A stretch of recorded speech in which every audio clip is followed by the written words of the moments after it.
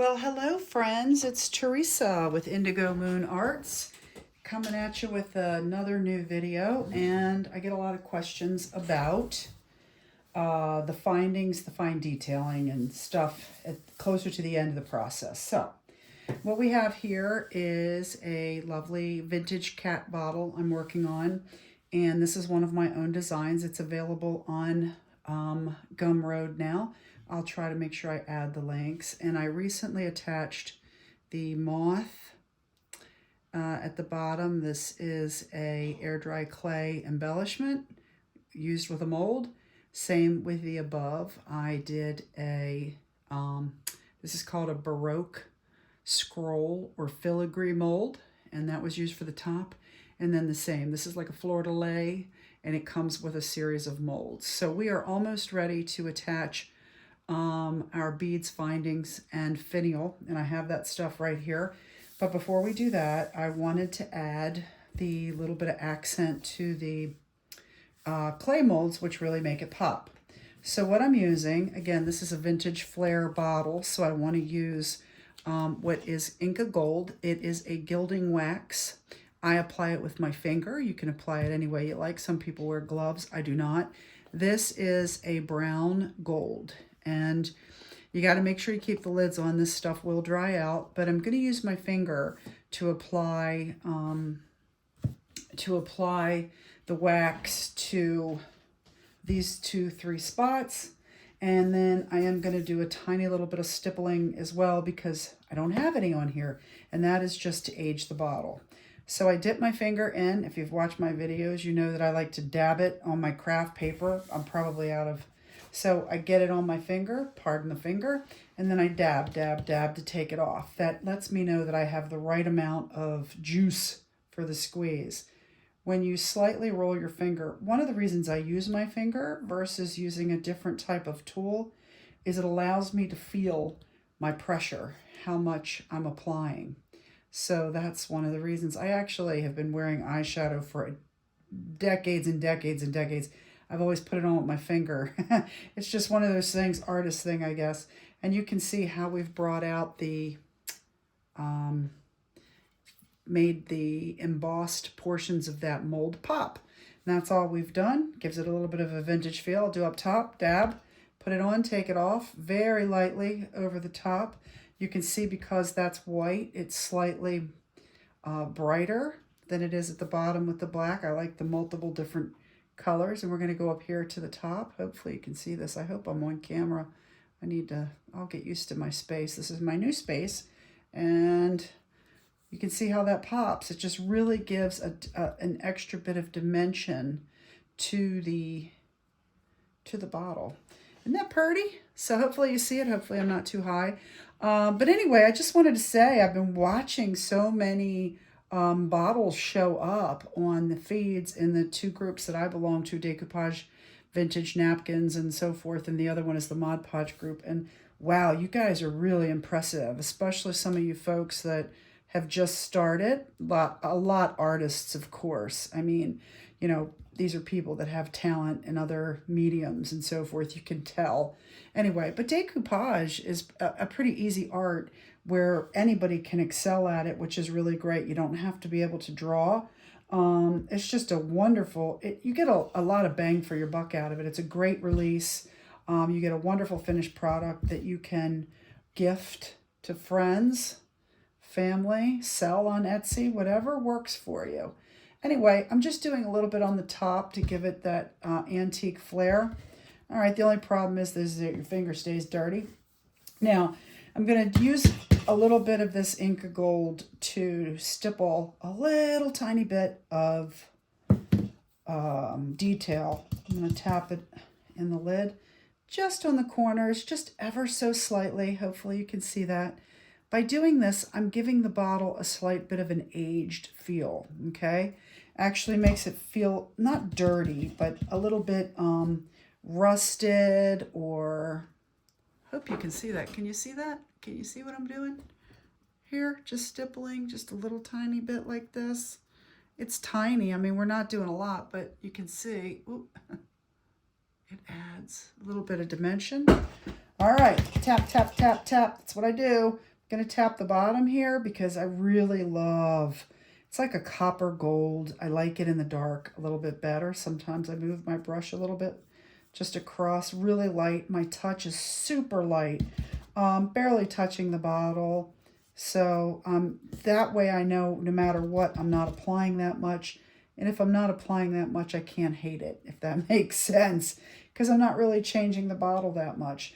Anyway, I'm going to do a little bit at the top, come back, a little bit at the top, a little bit at the top, a little bit, tiny, tiny little bit. You'll hear me say the devil is in the details, and it truly is. Fine details can really, really make a difference. So I might even do the Jaeger. The gilding waxes have a sheen that the other paints do not. Everything I do, I try to do in a matte, except for the gilding waxes. They kind of stand out on their own. And yeah. So I have to worry about these videos getting a little too long. I do like the short clips, but I think for now, we're just going to set this aside. And we're going to move on to the next thing. So I have already selected for this pretty little kitty, these are my colors. And in the videos, I'm going to talk a little bit about color theory. Color theory is how the eye processes colors that come together. It has a lot to do with how much you love or hate something that you're looking at, especially in art. Color theory is a science, but it's not. How you like something could be different than how somebody else likes something. When I'm working on a vintage project, I like my colors muted. And what I mean by that is I mean not bold. So in the Roy G. Biv of the rainbow, red, orange, blue, yellow, violet, whatever, they're bold popping colors. They're bright colors. They are, you know, red. They are pink. It's not super bold, but that's a pretty, you know, dominant pink. Same with these two colors. Your purple, your blue, they're bold. A muted color, this is a bit muted. It means it's kind of like earthy tone. It's filtered a little bit, if you will, like a vintage filter. It takes the bright pinky pink out and makes it more of a pale pink. So when you're working with vintage, which is my favorite, well, there's lots of things I like, but one of them is vintage. I picked ribbon, and this ribbon is from Scrap Cabin Shop on Etsy. This one is also from Etsy. I don't have the name of the person that I purchased it from because it's not on their wraps. But this is higher end ribbon, and I found it by searching crinkle ribbon or sheer crinkle ribbon. And lots of vendors come up, and I think this is like a 5-yard maybe, and it runs about anywhere from $3 to $4. So I really like this color. I like this color with the bottle. It blends versus sticks out. I like this too. Now, going back to color theory for a second.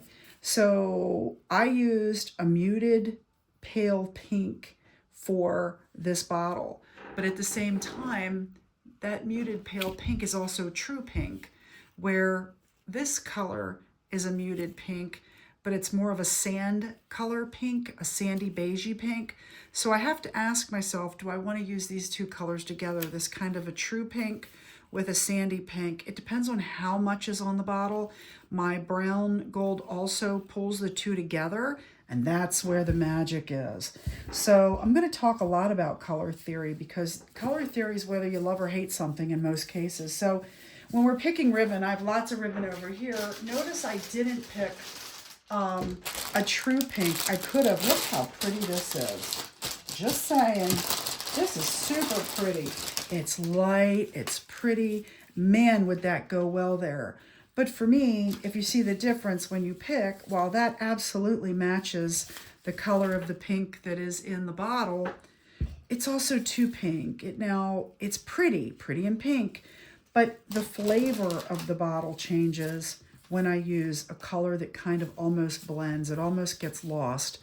And that detail makes the bottle more subtle and more romantic.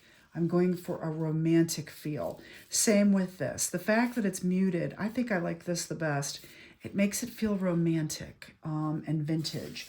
Also, I have 3 choices of finials, and how do I make my pick?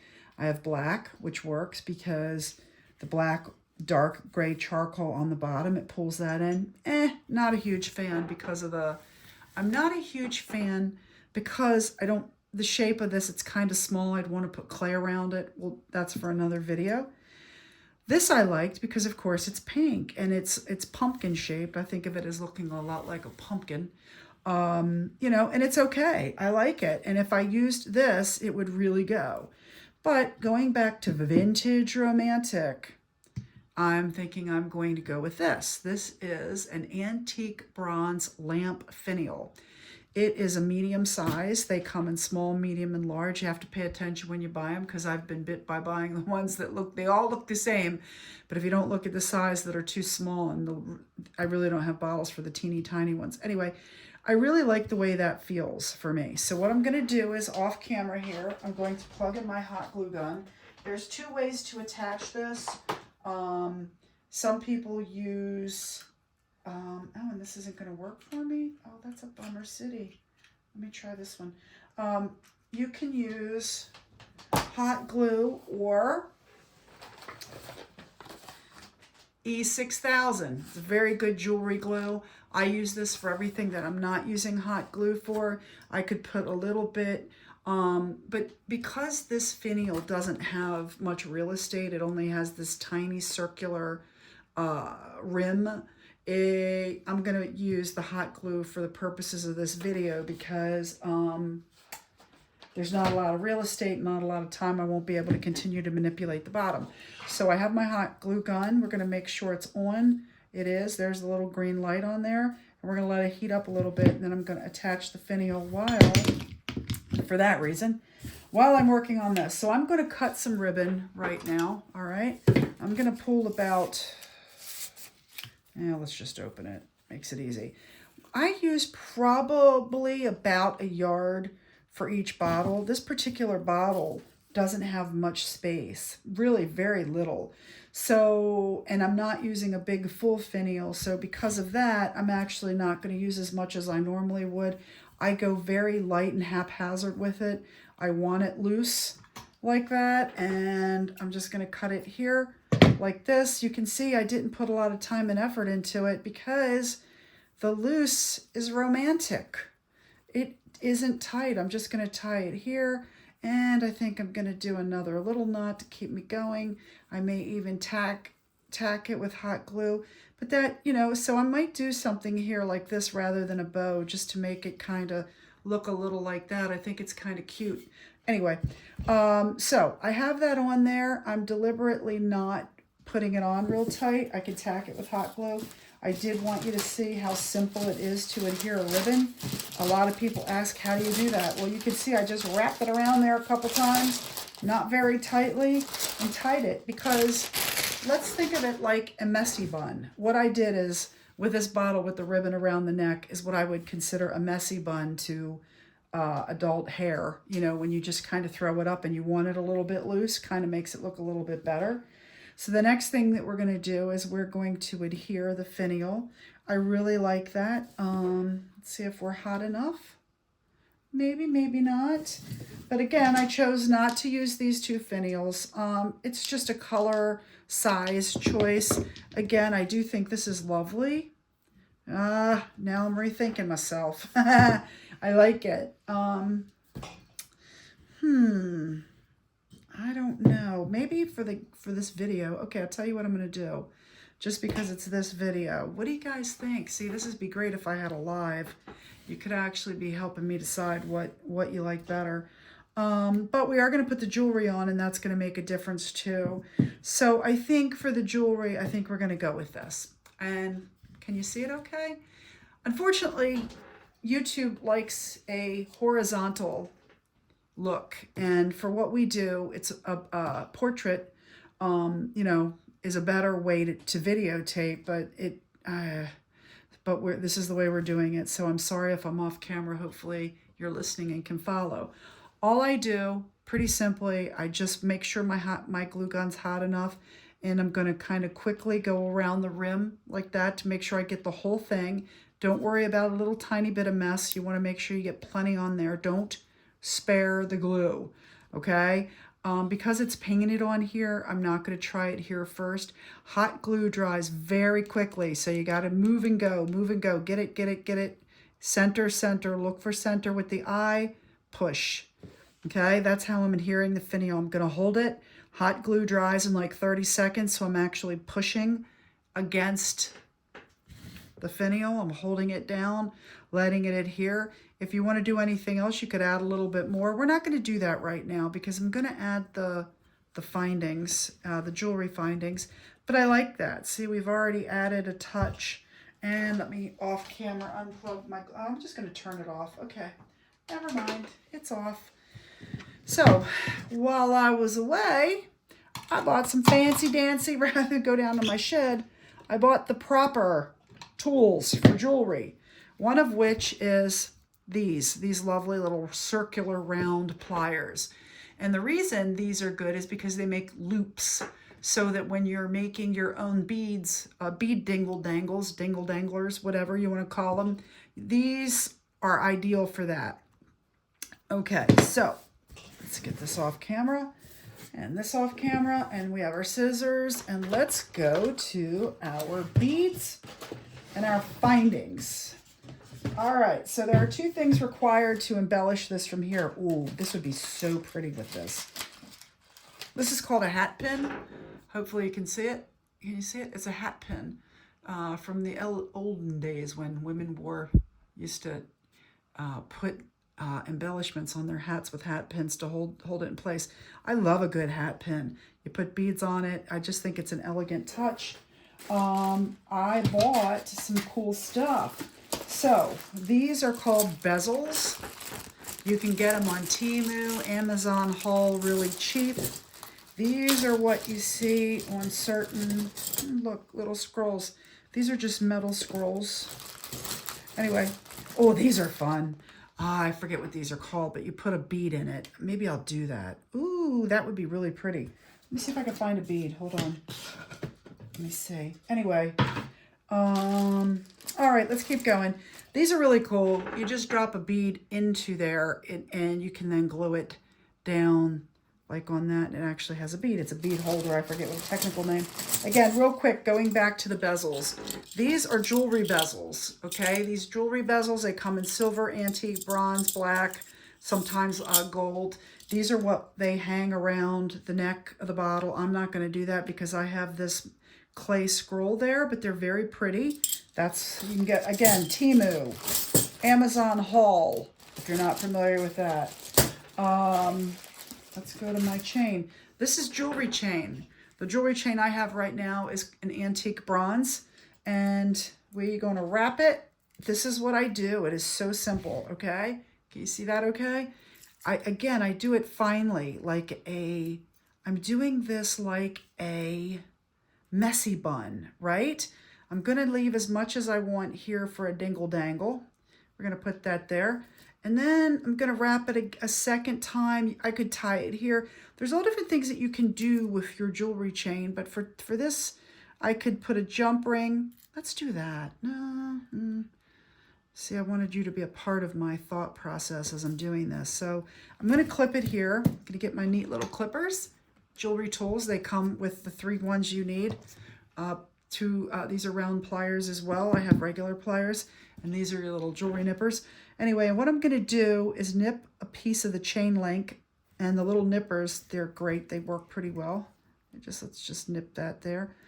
And again, one of the things that I always do, I am not a symmetrical girl. I think asymmetrical is the way to go. So I never have my chain at the same length because I like them in different lengths. Okay, so you see what we did there? Can you see that? We just wrapped it around twice. It's not hooked, it's not locked, it's not anything. It's just wrapped around and hanging there. Something that I really like, I'll get rid of this and this. Got too much stuff on screen here. All right. So these are called, let me see if I open these. Okay. These are, what they call them, I forget what they're called. They're bead spacers, basically. I don't know if that's their technical name or not. They're bead spacers. I do most of my stuff in antique bronze because I like vintage. It's just a thing. But these are bead spacers, and this comes in this assorted pack.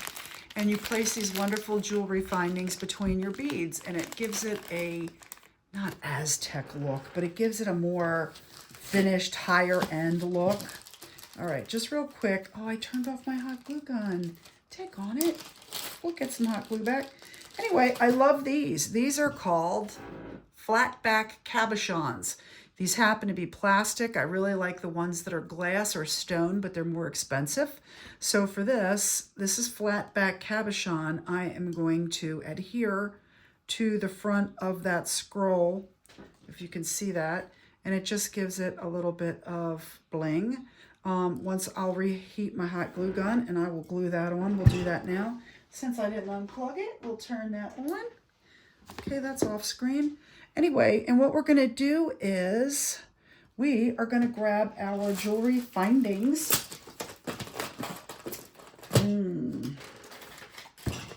Look at this lovely stuff. Oh, I have some cool stuff coming. Trust me, trust me. Okay. Oh, look at this. I know we're not doing this right now, but, and this is actually in the wrong. We're going to get into some polymer clay and epoxy clay. Epoxy clay. I'm going to show you how to make flowers and add stuff to your bottles with these. I should have unwrapped this. I'm sorry. Hopefully I'm not wasting time here. Take on it. It would be a lot, right?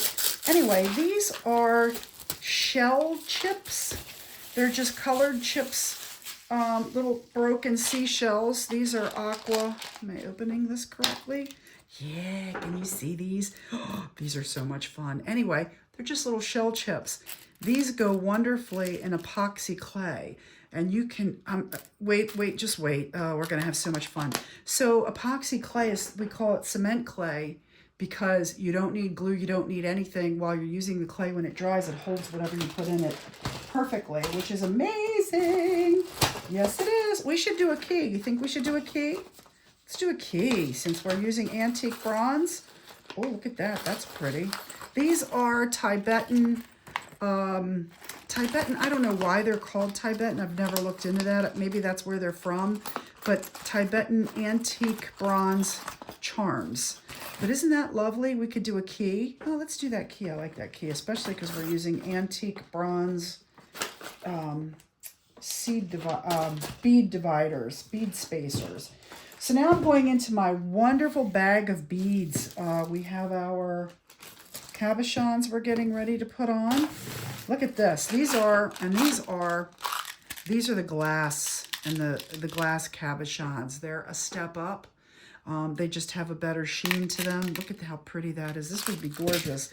But, and this is going to sound rude, but I don't want to waste that cabochon on this bottle. It's a smaller bottle. You know, so I pick my findings. That's gorgeous, though. Sometimes subtle is better. Look at how pretty that subtle gemstone is on that particular bottle. It's gorgeous. But it's a little big, and I can get away with using the cheaper plastic one. So sometimes materials, it's a decision based on expense. And for this bottle, oh, look at those. Boy, this is like, isn't this like being a kid in a candy shop, us adults with our beads? Look at that beautiful bead. That bead is so ideal for this. So I'm going to use these, but as soon as I cut this, they're all gonna come off. So I'm gonna need a baggie or something. And look at these. Oh, we're gonna use these and we're gonna use these. So these are so pretty. Look how pretty that is. I need the little baggies, but it is a little bit tchotchke, so we might not do that here. Anyway, what I wanted to do right now is I wanted to take my glue gun and I wanted to take the cabochon. This I mess up a lot, just so that you know. The hot glue dries so fast and it goes to the clay so fast. I have such a little bit of time to glue it and get it straight. But what I'm doing, I'm putting a dab of hot glue on there, dropping my gun, laying my bottle down, and trying to get that sucker on there straight really fast. I don't know if you could see that off camera. I hope so. But anyway, I do it that way because I can only see level when something's flat. Or it would be hard for me to hold it the way I need to hold it to know that it was level. That's why I did that.